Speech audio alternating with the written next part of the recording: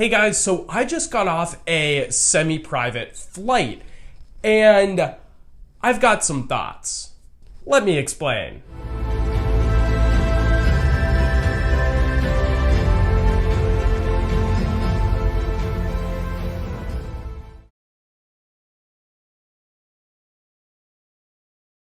As I make my way to the airport this morning, let me give you some background.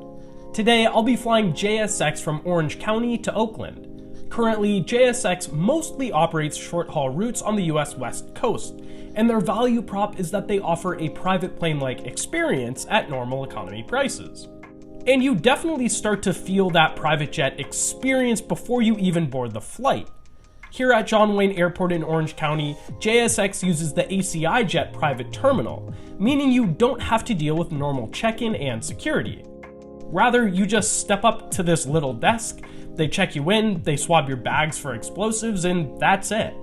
Now, I don't know how this works from a regulatory perspective, but I do know it makes check-in a breeze. This is the quote-unquote gate area, which kind of feels like the lobby of an office building. There was no views of the plane from here, which I thought was kind of a bummer. But the lounge did offer free coffee, and the Starbucks logo was prominently featured on both the cups and the coffee pot. Now, I'm always skeptical of the quality of free coffee, but I'm pleased to say that this tasted like a genuine Starbucks brew. The lounge was also connected to 2 boardrooms in case you need a private space to get some work done before your flight. After only about 15 minutes of waiting, we got called to board our flight. Here you get more of that private jet-like experience. You walk out of the building and your plane is sitting right there. JetSuite operates a fleet of Embraer E135s, and ours looked absolutely stunning in the morning light. Now, as you may imagine, my excitement and anticipation were at an all-time high at this point. But before showing you my plane, I want to show you exactly how JSX advertises their cabin product. There are a few things you'll notice about this ad JSX posted back in 2016. There are leather seats, no overhead bins, power outlets at every seat, nice clean carpeting, and wood accents everywhere. Now, this is what I was expecting to see on my flight, but let's roll the tape.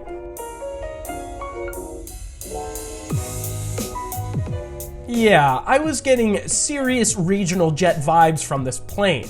Apparently, JSX was growing so fast that they were acquiring older planes like these, but hadn't yet had time to retrofit them all.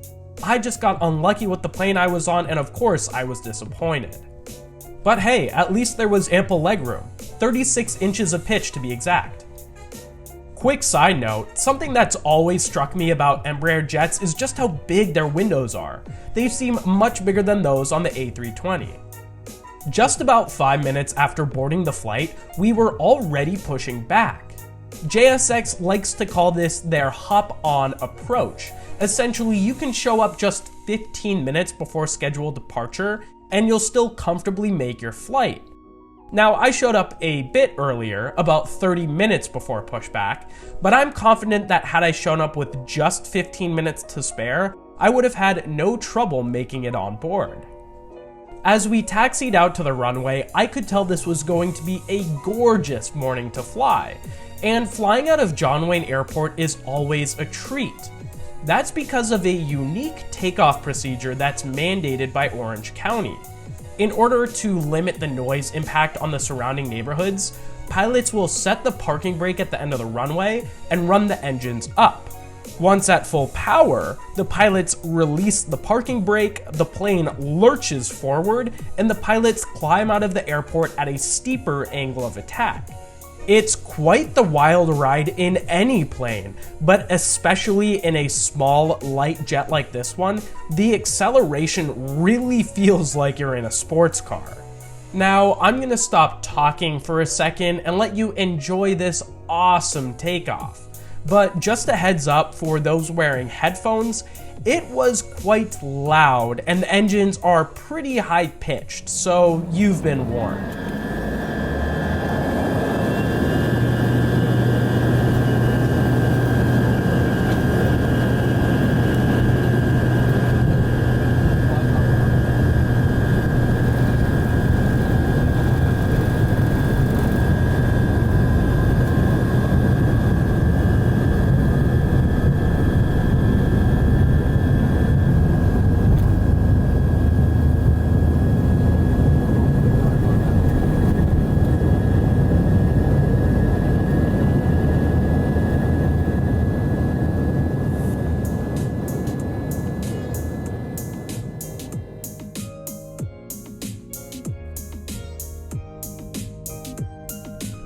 After just a couple of minutes, we were already over the Pacific making a turn north.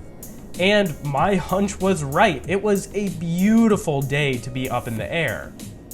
Now, usually at this point in the flight, I'd try to connect to Wi-Fi, and JSX advertises free Wi-Fi on all of their flights. But because this plane wasn't yet refurbished, there was no Wi-Fi to be had.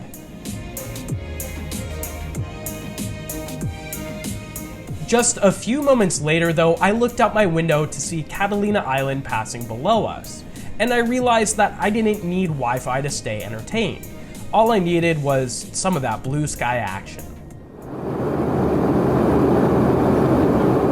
A few minutes later, the cabin service started and the flight attendant brought us breakfast and more good coffee. This coffee was also genuine Starbucks and was easily the best coffee I've ever had on a flight.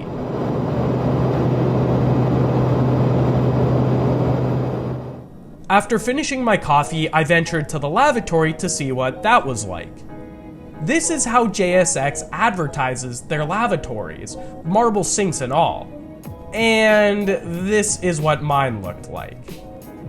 Something curious I noticed when I went to the bathroom was that in the back of the plane, it appears that about 2 rows worth of seats were missing. I'm not exactly sure why this is, but I couldn't resist taking a seat and stretching out.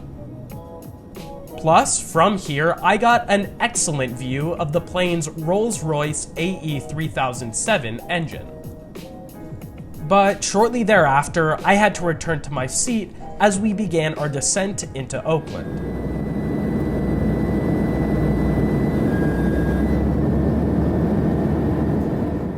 Now, as we descended, I tried to consolidate my thoughts on this interesting experience.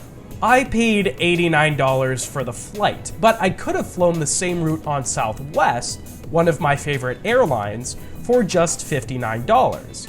So what did I really get for those extra 30 bucks? Well, I sure didn't get a luxurious private jet, and frankly, I am disappointed with the quality of the plane I was on. For a carrier who emphasizes comfort and targets business travelers, JSX shouldn't be putting jets like these into service until they're fully refurbished. That being said, there are a few things that I loved about this flight.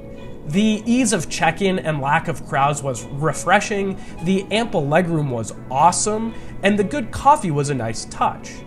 I'd say that despite the mediocre plane, the flight was easily worth the extra $30.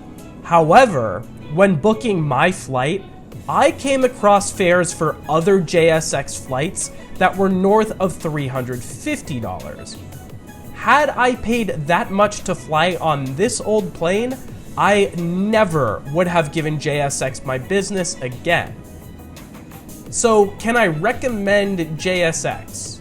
Well, that's a tough question. If you can find a cheap fare, sure. The best case scenario is that you end up paying $89 for a full-on luxury flight. But the worst case is you pay hundreds to fly on an old, dingy plane. Now, I don't know how many planes in JSX's fleet are in this condition. That information isn't readily available. But if anyone at JSX is watching this video, shoot me an email and let me know.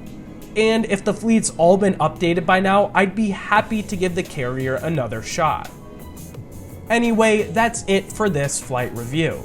Thank you so much for watching, and if you want me to do more reviews like this in the future, leave a like and also let me know your thoughts on whether or not you'd fly JSX in the comment section below. Subscribe for more great aviation content, and until I see you again, don't forget to look up.